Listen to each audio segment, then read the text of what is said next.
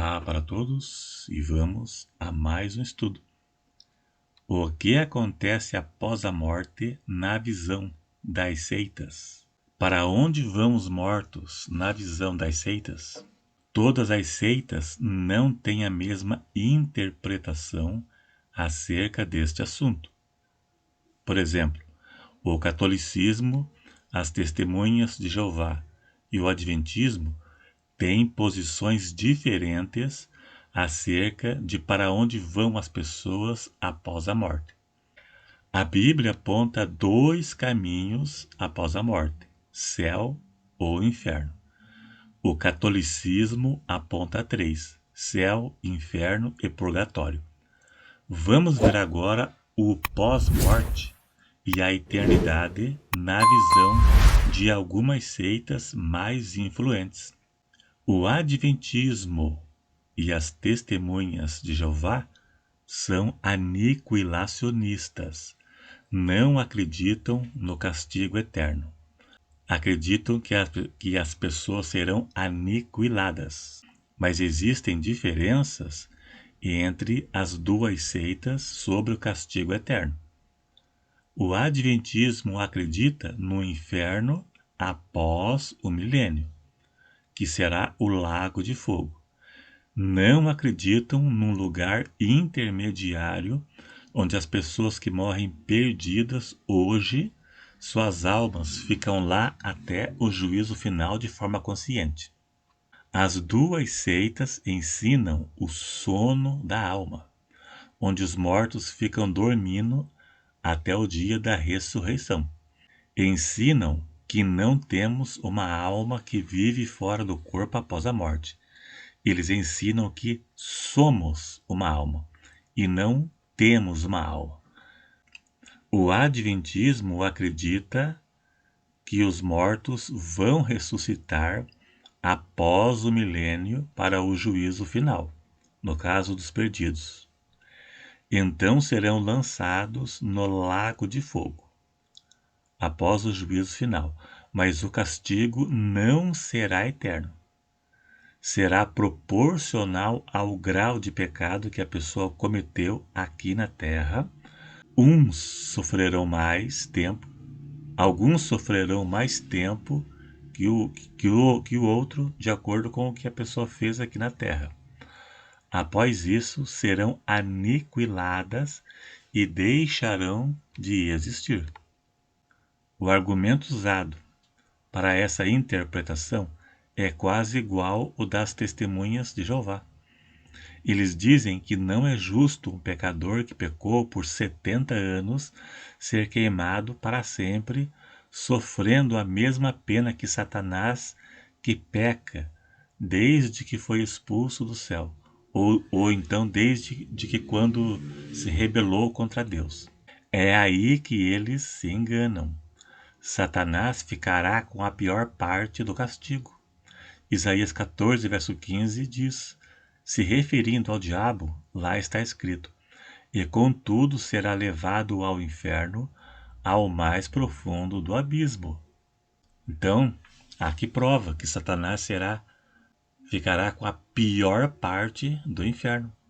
O maior castigo no inferno, quem vai sofrer vai ser o diabo. Mas realmente o castigo será proporcional, mas também será eterno.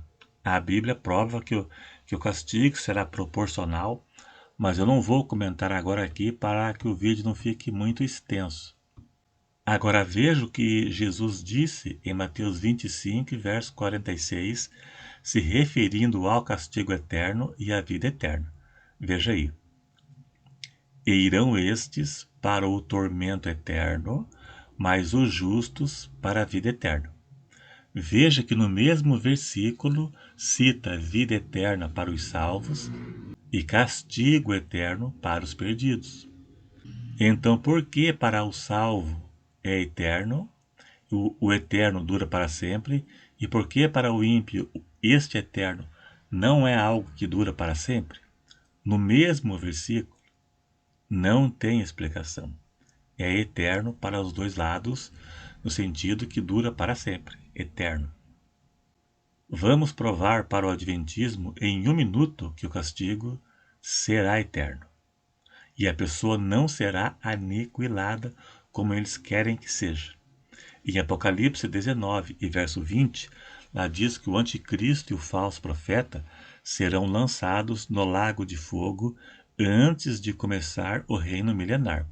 No capítulo 20, verso 1, diz que Satanás será preso e ficará um milênio preso no inferno.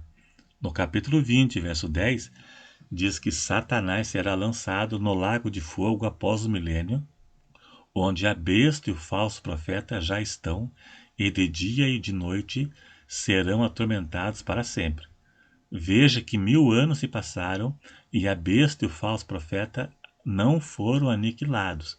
Então, quanto tempo leva para acontecer o suposto aniquilamento? E ainda diz que o anticristo e o falso profeta, Satanás, serão atormentados para todo sempre. Quanto tempo dura este sempre? É a eternidade inteira. Essa passagem é uma pedra no sapato dos adventistas. As testemunhas de Jeová ensinam que não existe o inferno de fogo. O inferno é a sepultura comum da humanidade. Hades e Seol, para eles, é apenas sepultura. Mas na parábola do rico e Lázaro, diz que o rico foi sepultado e abriu os olhos no Hades em tormento.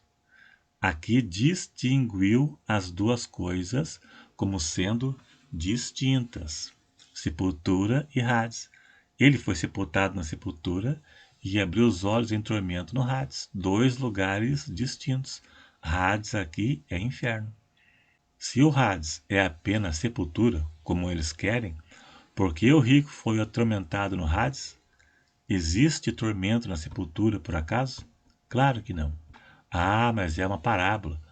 É uma parábola que retrata uma realidade. Não é uma parábola para contar mentira.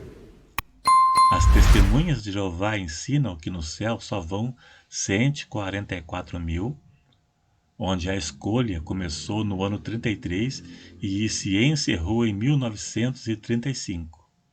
E os demais vão herdar a terra. Mas para isso, para herdar essa terra aqui, você precisa acreditar nas bobagens que ensinou o corpo governante, se tornando um testemunha de Jeová.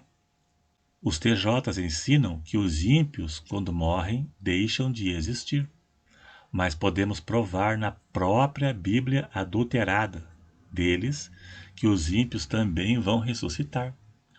Esta passagem eles esqueceram de adulterar na tradução TNM, adulterada das TJs. João 5, verso 28 e 29, veja aí, na tradução Novo Mundo, na Bíblia TJ.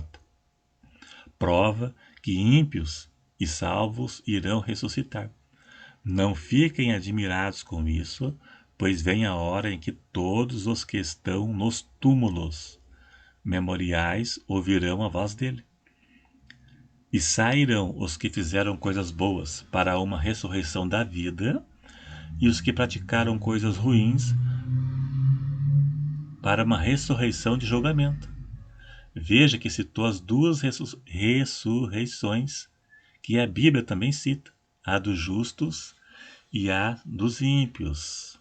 Então, eles esqueceram de adulterar esses dois versículos.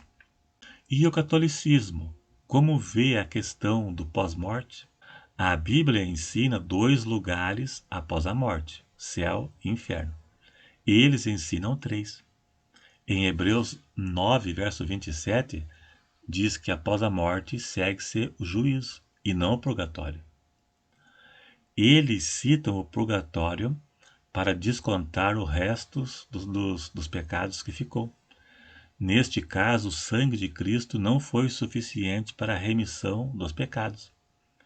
Para Deus, pecadinho e pecadão dá na mesma, vai para o inferno do mesmo jeito. Não existe lugar para descontar pouca coisa. A Bíblia não cita ninguém que foi para o purgatório.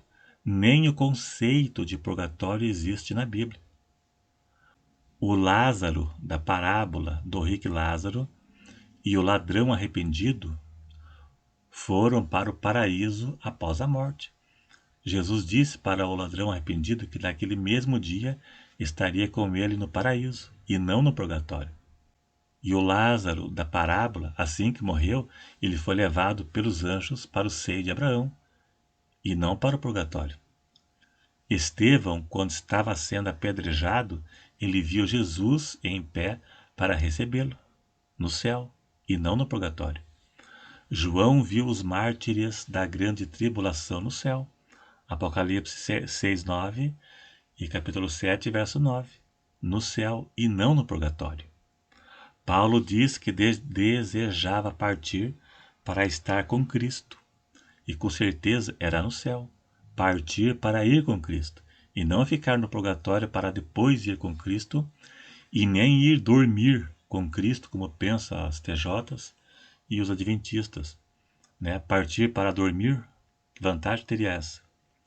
Paulo tinha certeza que iria para o céu assim que morresse, e não para o purgatório, e nem para ficar dormindo, como pensam as testemunhas de Jeová e o adventismo, e nem no purgatório, como pensam os católicos.